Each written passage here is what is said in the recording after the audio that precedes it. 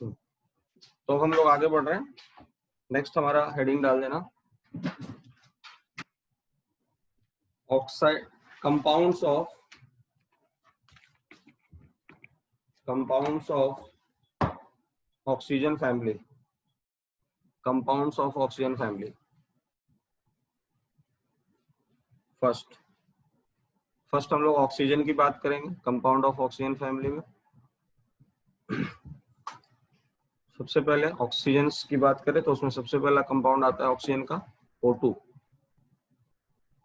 Structure बनाएंगे O double bond O। Second O3, O double bond O, single bond O minus O plus, यहाँ पे plus charge, sp2 लिखेंगे और ये आ जाएगा Ab2L, शेप रहेगा इसका एंगुलर। थर्ड है H2O2,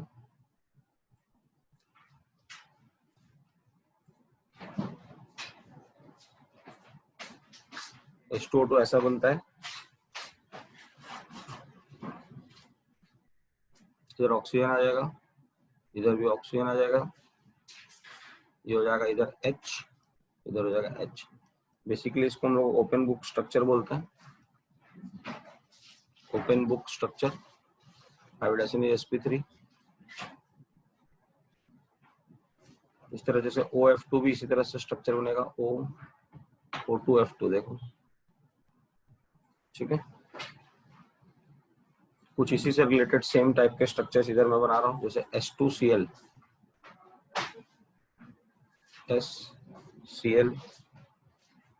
S2Cl2 बना लेते पहले, रख दीजिए।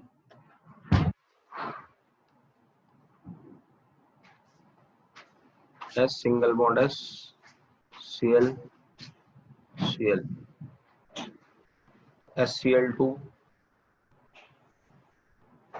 SCl2 बनाना हो। सब स्ट्रक्चर्स इंपॉर्टेंट है इसलिए मैं बना रहा हूँ, आप भी ड्रॉ कर लेंगे। सबका हाइब्रिडाइजेशन और शेप लिखना आपका काम है, आराम से आपने, जैसे अभी सल्फर का हाइब्रिडाइजेशन कोई पूछ ले तो आप देखो, सल्फर के पास 2 lone pair, 2 sigma bond 4, hybridization will be sp3। यहाँ पे चेक करो, ये भी सल्फर क्या हो जाएगा sp3, लेकिन इसका केस क्या बन रहा है Ab2L2। अगर इसका शेप कोई पूछेगा तो हम लोग बोलेंगे V शेप्ड, V शेप्ड।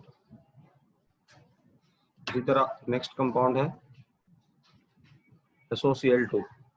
तो SOCl2 कैसे बन जाएगा, H double bond O, Cl Cl और इसके पास एक लोन पेयर, ठीक है। हाइब्रिडाइजेशन हो जाएगा sp3, केस हो जाएगा Ab3, केस हो जाएगा Ab3L, ठीक है। शेप लिखेंगे पिरामिडल, शेप क्या हो जाएगा पिरामिडल। इसी तरह हम लोग बना सकते हैं SO2Cl2। SO2Cl2 क्या हो जाएगा, H double bond O, double bond O, single bond Cl, single bond Cl। ये भी क्या हो जाएगा sp3 हाइब्रिडाइज्ड, केस क्या हो जाएगा Ab4, ठीक है। Next SO3, H double bond O, double bond O, double bond O, या SO2 H double bond O, double bond O, lone pair. This is SO3, this is SO2। ये sp2 है लेकिन case है Ab2L, इसका shape हो जाएगा angular, angular. ये Ab3 है, इसका केस क्या हो जाएगा, ये हो जाएगा ट्राइगोनल प्लेनर, TB। इसी तरह एक और कंपाउंड है important, water, water OH, 2 lone pair oxygen पे, हाइब्रिडाइजेशन sp3, केस हो रहा है Ab2L2, Ab2L2 मतलब V shaped, V shaped, okay. Next हम लोग पढ़ेंगे cyclic trimer of SO3, okay. Copy कर लो जल्दी से।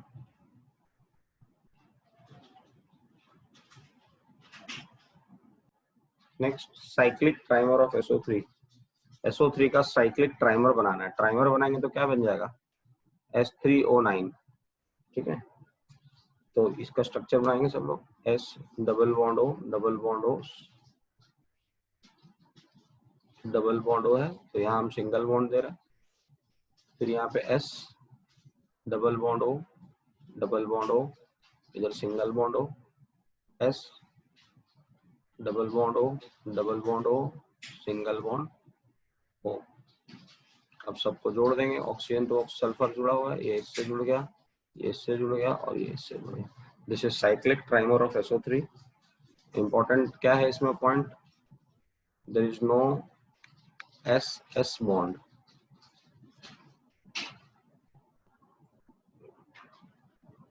No SS bond present. ध्यान दीजिएगा, कहीं भी सल्फर सल्फर आपस में नहीं जुड़ा है।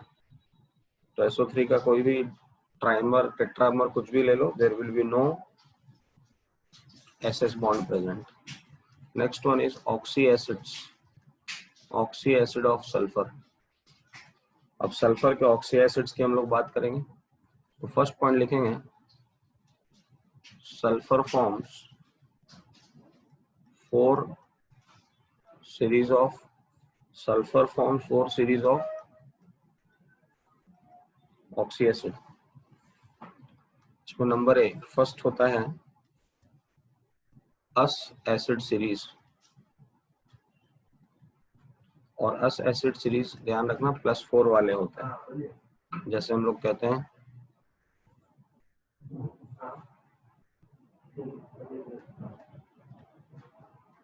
Sulphurous acid.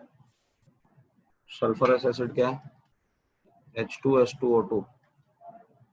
ठीक है, सॉरी H2SO3, सॉरी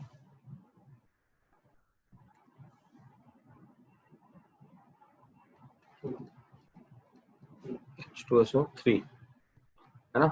अब यहाँ पे सल्फर का ऑक्सीडेशन नंबर होगा 6 - 2 4 आ जाएगा। इसका स्ट्रक्चर बना देंगे पे।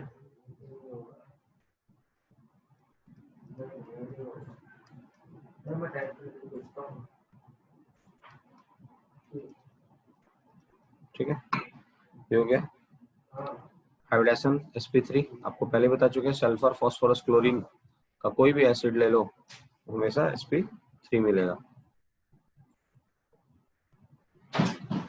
नेक्स्ट एसिड सीरीज है, जस्ट सेकंड क्लास। मैथ का मॉड्यूल मंगा लिया क्या आपने? हाँ सर। बायो का? बायो का है। फिजिक्स है। थायो? आप देख रहे हैं, नीट कर रहे हैं ना ऊपर। थायो सल्फरस एसिड। थायो सल्फरस एसिड का फॉर्मूला क्या है, H2S2O2।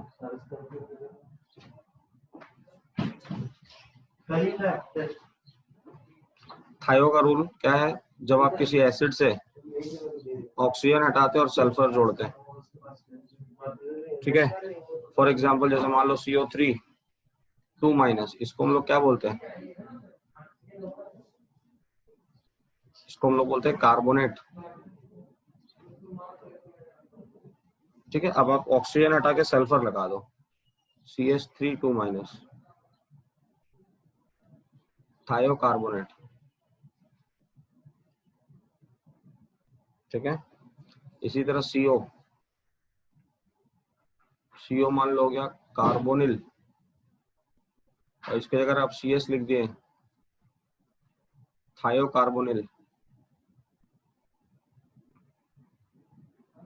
ठीक है, इस तरह से थायो वर्ड आता है। अब जैसे मान लो यहाँ H2SO3 था, तो जब आप H2SO3 से ऑक्सीजन माइनस सल्फर ऐड करो तो बनेगा H2S2O2। ठीक है, यही लिखा है मैंने यहाँ पे, दिस इज थायो सल्फरस एसिड। स्ट्रक्चर बन जाएगा same, S double bond O single bond OH single bond OH, इसके पास एक लोन पेयर बच जाएगा। सॉरी, ये तो H2SO3 बना देना, H2 यहाँ पे सल्फर आ जाएगा, सॉरी H2S2O2। ओके, ये सेम स्ट्रक्चर हो गया ना, यहाँ पे सल्फर आ जाएगा ऑक्सीजन की जगह पे, H2S2O2, इसका नाम लिख लेंगे, दिस इज थायोसल्फरस एसिड। अच्छा, आपको लास्ट क्लास एक रूल बताए थे, जब आप कोई दो पेरेंट एसिड से एक वाटर हटा दो तो name begins with pyro.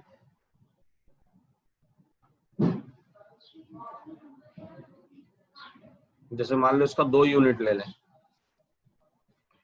2H2S2O2,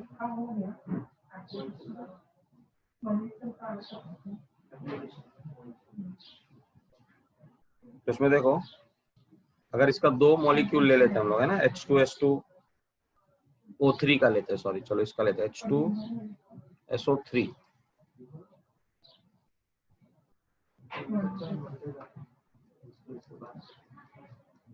ठीक है, H2SO3 ले लिए, इसका 2 मोल ले लिए, तो क्या बनेगा H4S2O6, H4S2O6 बना तो ये क्या बन जाएगा H2S2O5, क्या क्या बन जाएगा H2S2O5, this is sulphurous acid, इसका नाम हो जाएगा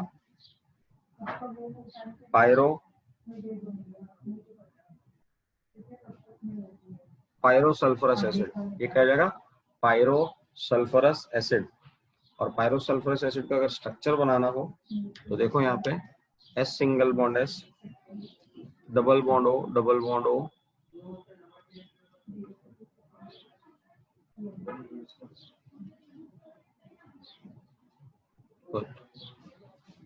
ठीक है,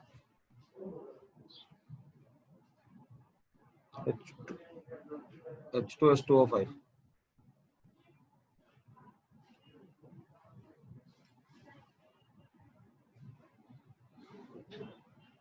हो गया, कॉपी कर लिया ना सब लोग, कुछ कोई लिख रहे होंगे तो बता देना एक बार।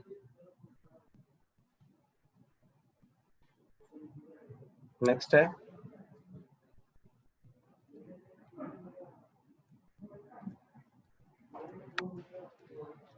एक एसिड सीरीज, एक एसिड मतलब +6, +6 में सबसे फर्स्ट आ जाएगा sulphuric acid, formula H2SO4, structure H double bond O, double bond O, single bond OH, single bond OH, this is H2SO4। इसी तरह सेकंड आ जाएगा इसमें थायोसल्फ्यूरिक एसिड, तो थायोसल्फ्यूरिक एसिड क्या हो जाएगा H2S2O3, तो H2S2O3 है तो स्ट्रक्चर क्या हो जाएगा S double bond S, double bond O, single bond OH, single bond OH। Formula, जैसे मान लो आपसे बोला जाए what is the formula of sodium thiosulphate, तो सोडियम थायोसल्फेट हो जाएगा Na2H2O3, ठीक है। और इसी में हम लोग 2H2SO4,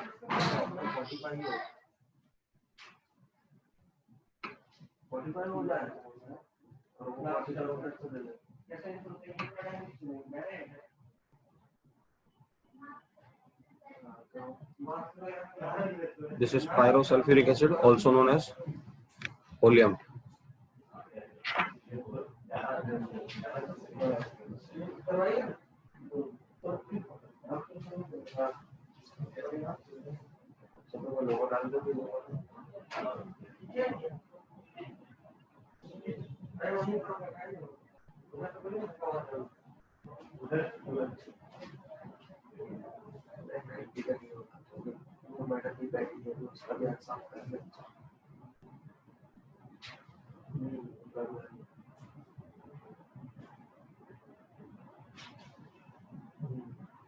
हो गया, एप्लीकेशन का ये और पहले वाला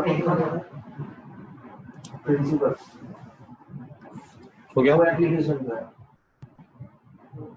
उसके बाद अब इसका स्ट्रक्चर बनाना है H2S2O7 का, तो स्ट्रक्चर बन जाएगा S double bond O, double bond O, single bond O, S double bond O, single bond OH, double bond O, single bond OH, H2S2O7।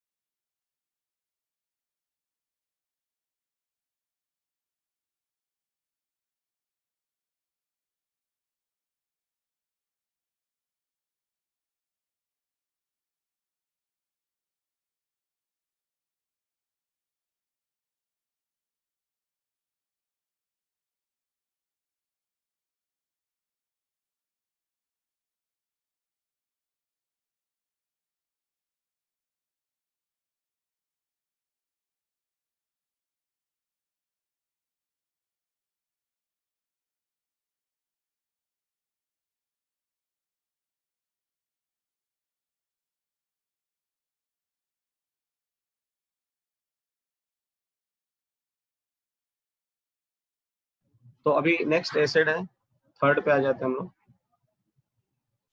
Third है परऑक्सी एसिड सीरीज। परऑक्सी एसिड सीरीज की बात करें तो जैसे इसमें एक एसिड आता है H2SO5। आपको पहले बताया कि परऑक्सी वर्ड कब आता है, जब कोई एलिमेंट अपना मैक्सिमम ऑक्सीडेशन नंबर क्रॉस करे। अगर आप यहाँ सल्फर का ऑक्सीडेशन नंबर निकालोगे तो 10 - 2 + 8 आ जाएगा, और सल्फर होता क्या है 2,8,6। तो सल्फर मैक्सिमम 6 इलेक्ट्रॉन का लॉस कर सकता है। तो सल्फर का मैक्सिमम ऑक्सीडेशन नंबर जो पॉसिबल है दैट इज है +6, बट ये +8 है, मतलब हमने कुछ मिस्टेक जरूर किया। And that answer we will get from the structure. तो आपको क्या करना है, स्ट्रक्चर बना देना है। स्ट्रक्चर जब बनाओगे तो H double bond O, double bond O, single bond O, single bond O, H, single bond OH। अब आप यहाँ देख सकते हैं कि ये जो दो सिंगल बॉन्ड ऑक्सीजन है, मैंने पहले ही बताया, ये O2 2- जो होता है इसको हम लोग कहते हैं परऑक्सी, और इसको हम लोग कहते हैं परऑक्सी लिंकेज। तो आप जो हम यहाँ पे कर रहे थे 5 - 2, तो सारे ऑक्सीजन को हम लोग -2 कंसिडर कर रहे थे, बट ऐसा सिचुएशन था कि ये -2, ये -2, ये -2, ये -1, ये -1। तो दो ऑक्सीजन -1 वाले थे, बाकी के 3 ऑक्सीजन -2 वाले थे। तो आप यहाँ से देखोगे तो आप सल्फर का ऑक्सीडेशन नंबर +6 निकाल पाओगे। तो ध्यान रखना, दिस इज परऑक्सी एसिड, और इस एसिड का कॉमन नेम है कैरोस एसिड, कैरोस एसिड, ठीक है। और बेसिकली इसको हम लोग परऑक्सी मोनोसल्फ्यूरिक एसिड कहते हैं, ठीक है। परऑक्सी लिंकेज इसलिए वर्ड आया परऑक्सी, एक सल्फर इसलिए वर्ड आया मोनोसल्फ्यूरिक एसिड। इसी का सेकंड हो जाता है H2S2O8, ठीक है। इसका नाम है परऑक्सी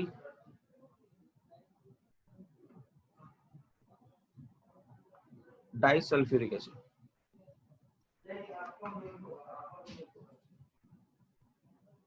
परऑक्सी डाइसल्फ्यूरिक एसिड का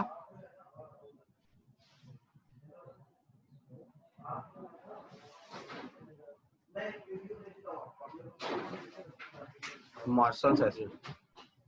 इसका स्ट्रक्चर कैसा हो जाएगा, S double bond O, double bond O, single bond O, single bond O, S double bond O, double bond O, single bond OH, single bond OH। This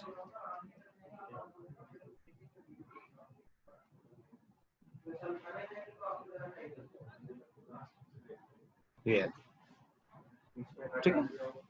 again यहाँ पे ध्यान देंगे, there is no SS bond, कोई भी SS bond नहीं है। This is Marshall's acid, this is common name. Oxidation number अगर आपसे पूछ ले तो यहाँ दोनों सल्फर का क्या आ जाएगा, +6। नेक्स्ट,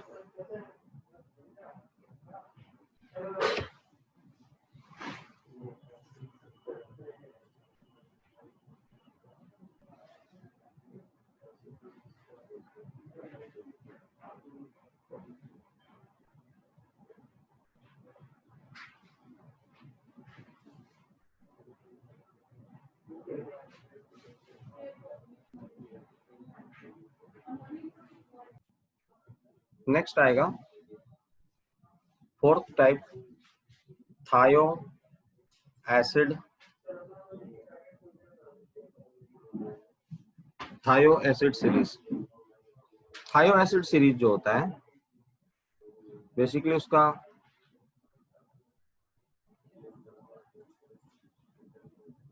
जनरल फॉर्मूला होता है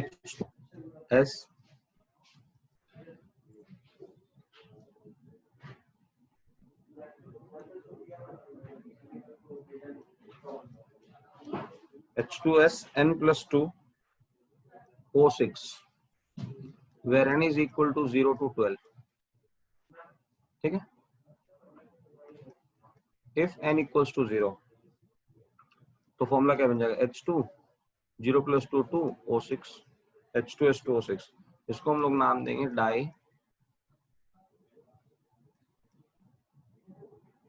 डाइथायोनिक acid. This is dithionic acid. Sir वो फर्स्ट उस दिन जो पेपर आप बैठ के बनवाए थे उसका सॉल्यूशन रेडी नहीं करवाए थे, नहीं तो सर बोल रहे थे।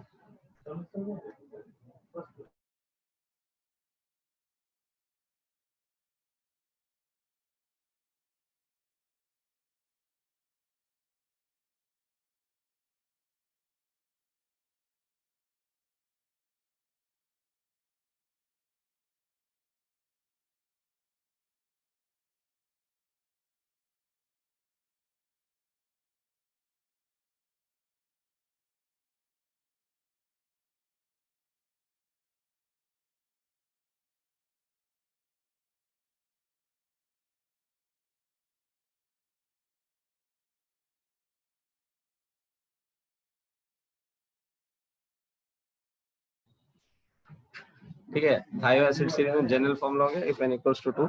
तो अगर डाइथायोनिक एसिड इसका स्ट्रक्चर बनाएंगे, देखो S single bond H double bond O double bond O double bond O double bond O single bond OH single bond OH। अब यहाँ पे हम लोग देख सकते हैं कि SS बॉन्ड प्रेजेंट है। ठीक है, इसी तरह अगर हम इफ n इक्वल्स टू 1 ले लें तो n इक्वल्स टू 1 लेंगे तो फॉर्मूला क्या हो जाएगा H2S2 सॉरी S3 हो जाएगा ना, 1 + 2 3 H2S3O6।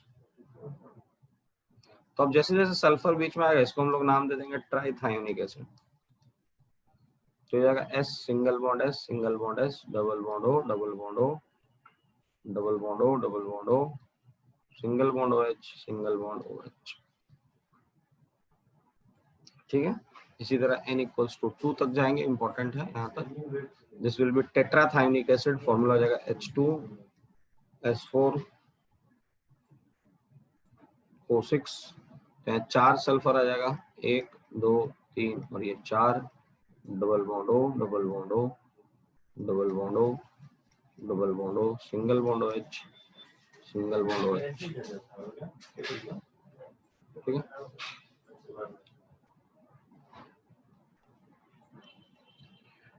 तो ये हो गया टेट्राथायोनिक एसिड।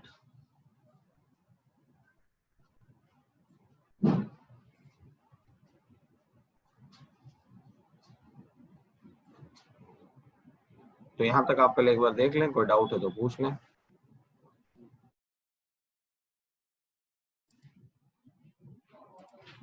नेक्स्ट हम लोग लिखेंगे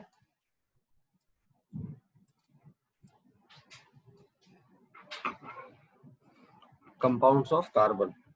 कार्बन फैमिली लिख सकते हैं। इसमें लिखो सबसे पहले कार्बन के बारे में लिखेंगे। देखो allotropes of carbon, allotropes of carbon, allotropes of carbon में लिखो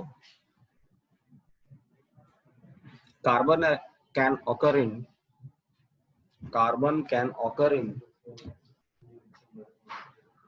carbon can occur in two types of form, carbon can occur in two types of form, crystalline form and non-crystalline form,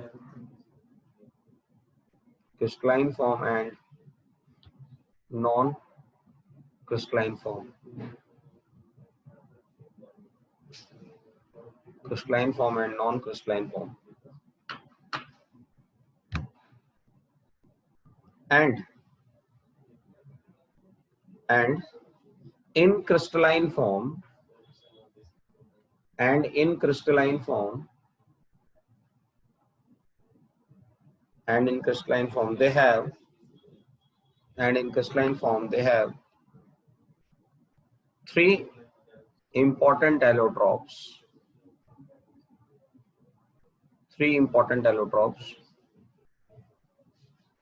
and that are, first लिखेंगे graphite, diamond, second है diamond and third है fullerene. Third क्या है? fullerene. तो सबसे पहले हम लोग ग्रेफाइट के बारे में लिखेंगे.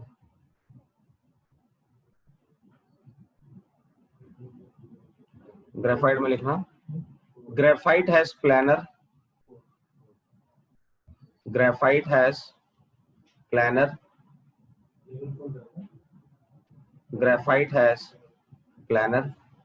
hexagonal,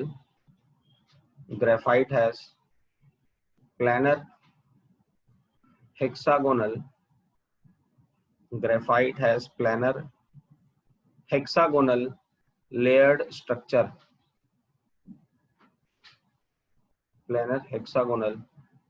structure.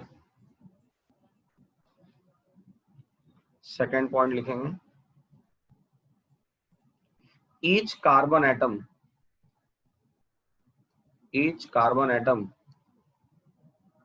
is bonded with three other carbon atom. Each carbon atom is bonded with three other carbon atom. Each carbon atom is bonded with three other carbon atom and is sp2 hybridized.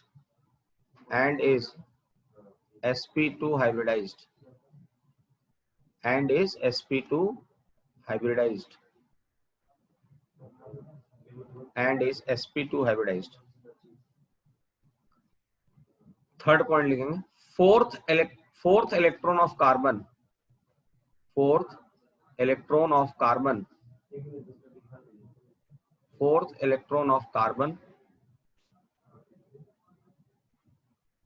is utilized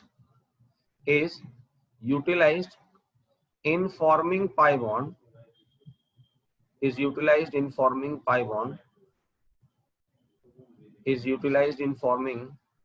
pi bond, which is delocalized in nature,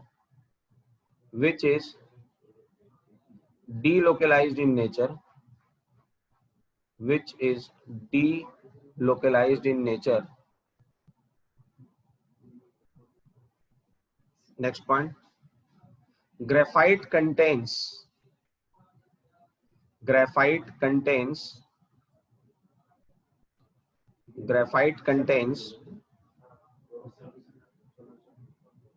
no unpaired electron. Graphite contains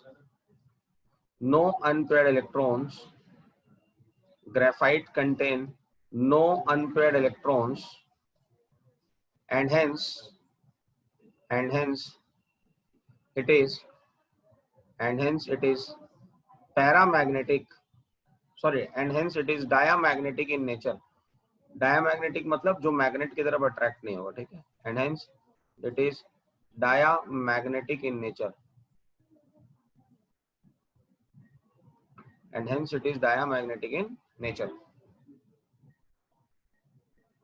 Next point, graphite contains one type of CC bond. Graphite contain one type of CC bond and CC bond length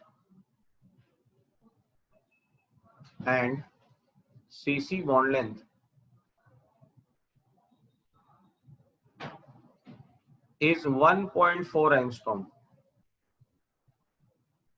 is 1.4 angstrom. ठीक है, graphite contain one type of CC bond and CC bond length is 1.4 angstrom. Point number 6. Due to mobile pi electron, due to mobile pi electron, due to mobile pi electron, it will act as good conductor of electricity. It will act as good conductor of electricity along the layer, along the layer,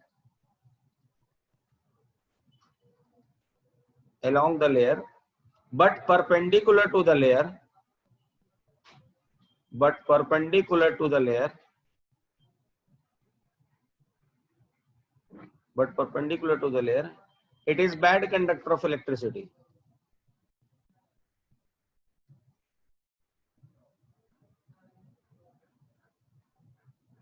ठीक है, due to mobile pi electron, it will act as good conductor of electricity along the layer, but perpendicular to the layer, it is bad conductor of electricity. ठीक है, last point लिख लें. There is weak van der Waals force. There is weak van der Waals force of attraction. There is weak van der Waals force of attraction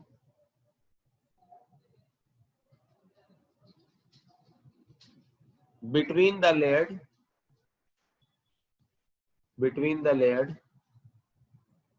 so they can slide over each other, so they can slide over each other, and hence are used as, and hence are used as soft lubricants, and hence are used as soft lubricants.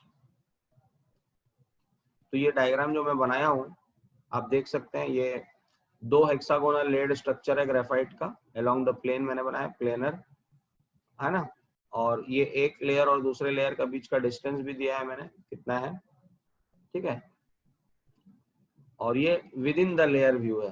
तो सारे points को अगर आप देख लो तो यहाँ से आपको समझ में आ जाएगा, ये विद इन द लेयर मतलब अगर आप ऊपर से देख रहे हैं तो क्या बताया गया था, बताया गया था कि एक कार्बन ग्रेफाइट में क्या होता है, एक कार्बन किसी भी तीन कार्बन से कनेक्टेड है, लाइक ये एक, ये दो और ये तीन कार्बन से कनेक्टेड है, फोर्थ कार्बन फ्री है पाई बॉन्ड बनाने के लिए.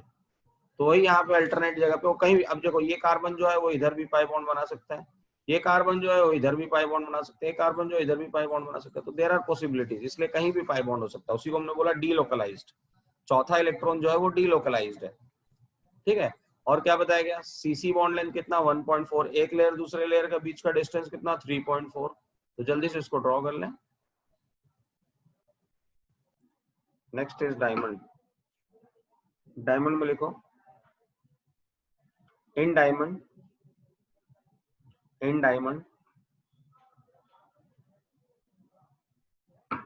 each carbon atom is bonded with 4 other carbon atom. In diamond, each carbon atom is bonded with 4 other carbon atom with sigma bond. In diamond, each carbon atom is bonded with 4 other carbon atom with sigma bond. मतलब diamond में 4 carbon के bonds होते हैं. ठीक है. Second, each carbon atom is sp3 hybridized. Each carbon atom is sp3 hybridized.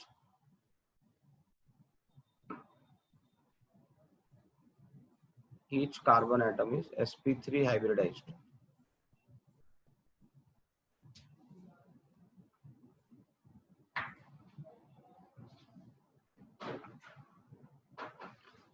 Third point, there is only one type of CC bond. there is only one type of CC bond, and CC bond length is 1.54 angstrom, and CC bond length is 1.54 angstrom.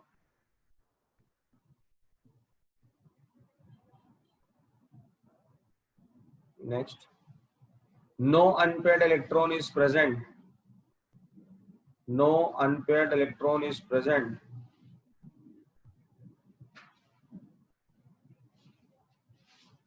Hence, it is diamagnetic in nature. Hence, it is diamagnetic in nature.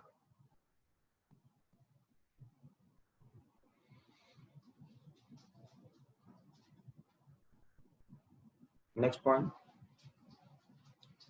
Diamond forms a three-dimensional network structure.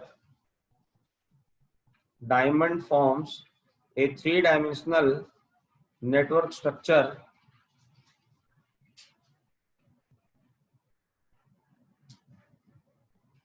due to which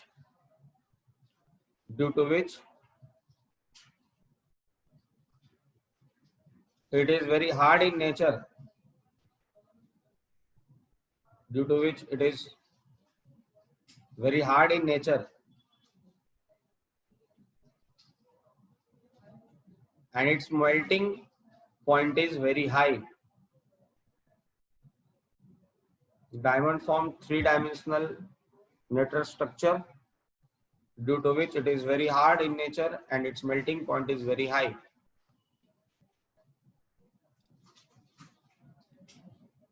Due to no mobile electron, मतलब free electron, it is bad conductor of electricity. It is bad conductor of electricity.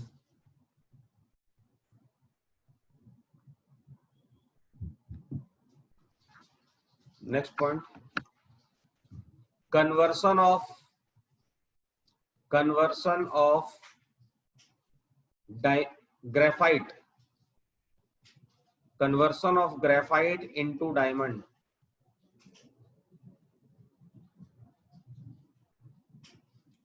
requires drastic condition.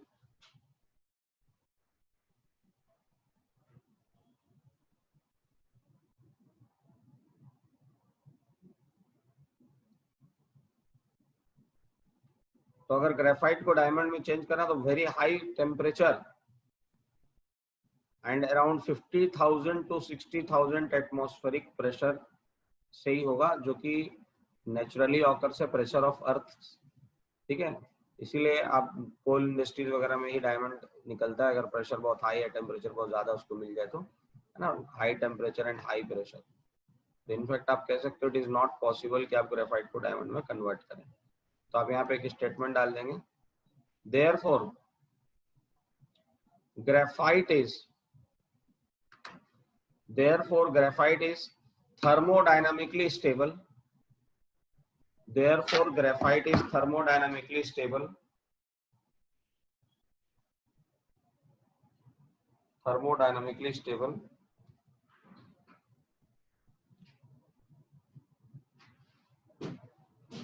And stable form of carbon लिख लेना, ठीक है। Graphite is thermodynamically stable form of carbon, and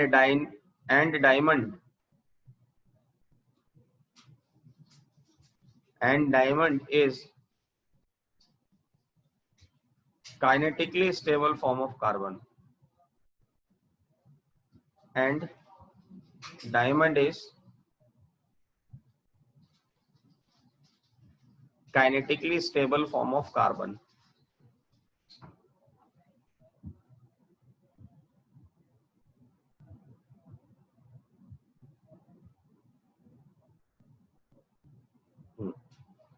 मतलब graphite thermodynamically stable का मतलब हो गया कि उसका स्टेट और नहीं चेंज करना चाहेगा, और डायमंड जो है वो काइनेटिकली स्टेबल है। जब कोई कंपाउंड बहुत स्टेबल हो जाए, उसका फॉर्म चेंज ना हो, तो उसको हम लोग कहेंगे थर्मोडायनामिकली स्टेबल। नेक्स्ट थर्ड में आ जाइए, थर्ड एलोट्रॉप्स में आ जाइए, fullerene.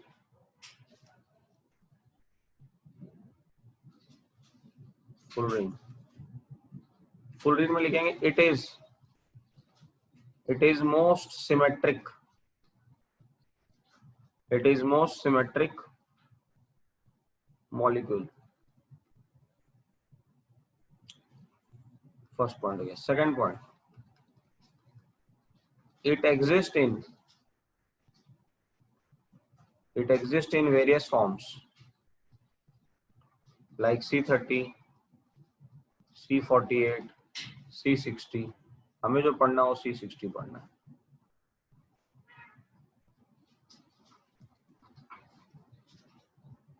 It has buckyball, buckyball मतलब हम कह सकते हैं football like structure. It has football like structure। First हो गया it is most symmetric, second it exist in various form, third हो गया इट हैज, अब हम लोग C60 के बारे में लिख रहे हैं, it has buckyball structure. Fourth point,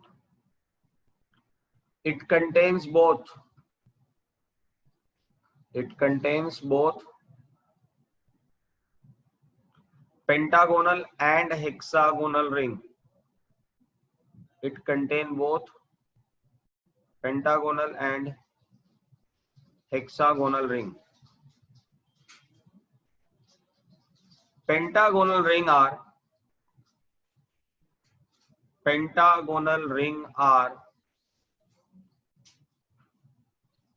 shared by hexagonal ring।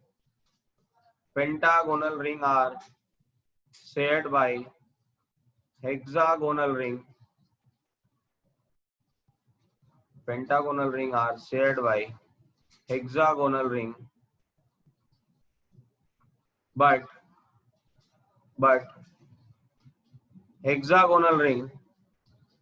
but hexagonal ring are shared by both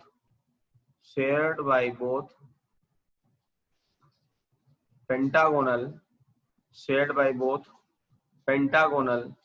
and hexagonal ring। Draw नहीं करना है कुछ भी आपको, मैं रिपीट कर रहा हूं पॉइंट को। It contains both pentagonal and hexagonal ring. It contain both pentagonal and hexagonal. It contains both pentagonal and hexagonal ring. Pentagonal rings are shared by hexagonal ring, but hexagonal rings are shared by both pentagonal ring and hexagonal ring। मतलब इसमें दो types के unit होते हैं, एक होता है pentagonal, एक होता है हेक्सागोनल। तो जो हेक्सागोनल होता है, हेक्सागोनल वाला जो है वो दोनों में बटा होगा, वो पेंटागोन से भी जुड़ा होगा और हेक्सागोन से भी जुड़ा होगा। लेकिन जैसे यहाँ पे आप देख लो, मैंने इसको हेक्सागोन से जोड़ा है, लेकिन यहाँ देखो हेक्सागोन से जोड़ रहा है, लेकिन जो पेंटागोनल रिंग होते हैं, ये जो पेंटागोन्स हैं वो सिर्फ हेक्सागोन से जुड़े होंगे, वो कहीं पे भी पेंटागोन से नहीं जुड़ा होगा। तो आपको ये ड्रॉ करने का कोई मतलब नहीं बनता है ना। इसमें क्या याद रखना वो मैं बता देता हूँ आपको। इंपॉर्टेंट चीज क्या याद रखना है, इंपॉर्टेंट चीज याद रखना है कि ये जो C60 होता है उसमें कितने पेंटागोनल रिंग और कितने हेक्सागोनल रिंग होते हैं। तो अभी पहले नेक्स्ट पॉइंट लिख लेंगे। Each carbon atom is bonded with three other carbon atom। Each carbon atom is bonded with three other carbon atom, and fourth electron is involved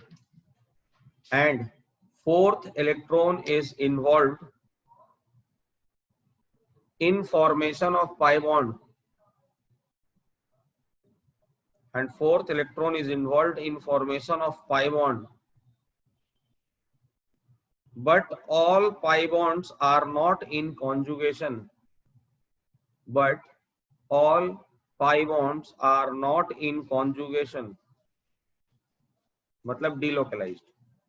But all pi bonds are not in conjugation, hence Hence, hydrogen contains two types of CC bond. Hence, hydrogen contain two types of CC bond. Hence, hydrogen contain two types of CC bond. Sorry, hydrogen बोल रहा है. Carbon contain two types of CC bond. या आप लिख सकते हैं it contain, ये भी लिख सकते हैं. Each carbon atom is bonded with three other carbon atom and fourth electron is involved in formation of pi bond, but all pi bond are not in conjugation, and hence it contains two types of CC bond. तो देखो, graphite, diamond और fullerene में fullerene है जिसमें दो type के CC bonds होते हैं. और लास्ट पॉइंट इसका लिख लेंगे, C60 कंटेन्स 12 पेंटागोनल रिंग, इसको याद रखना भी बहुत इजी है, एंड 20 हेक्सागोनल रिंग्स. ठीक है, C60 contain 12 pentagonal ring and 20 hexagonal rings, and it contains